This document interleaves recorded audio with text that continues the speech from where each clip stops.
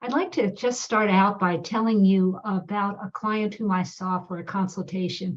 Occasionally, clients, if my schedule is too busy, will see other expert therapists at the Beck Institute, but we sometimes offer them a chance first just to have a consultation with me. It's not really an evaluation session. I kind of hear their problems and we set goals, and I tell them about CBT and tell them what I think the treatment plan should be and so forth. So one day I saw a woman for just a one session consultation.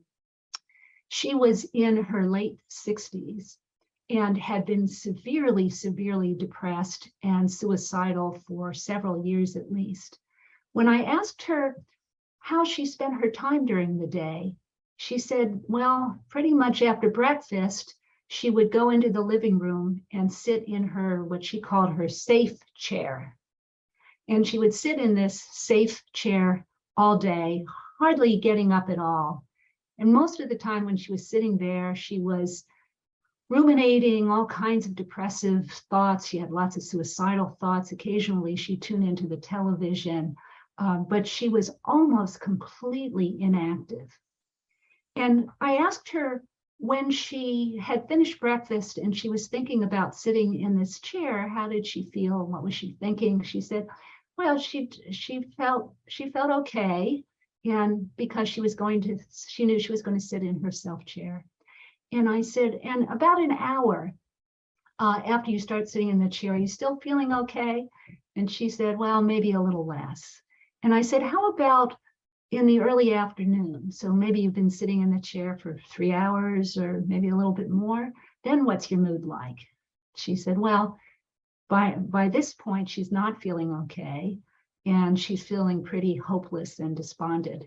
And I said, I knew that she got out of the chair right before dinner. I said, as you're getting out of the chair, it's time for dinner soon. You're getting out of the chair. What is your mood like?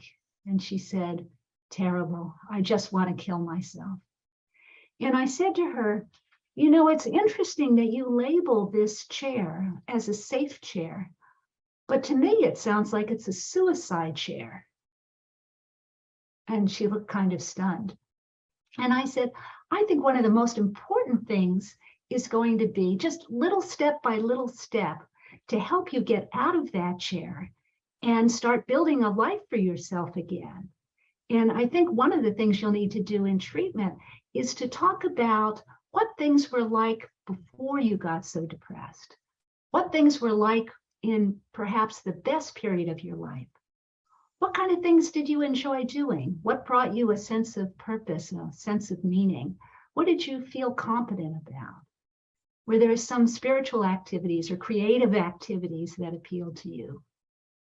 So then we continued on with that session. And then after her first therapy session with Norman Cotterill, one of our great therapists, he reported that she had really had a very strong cognitive shift after that first session with me. And she was ready when she saw him to start activity scheduling and building a life.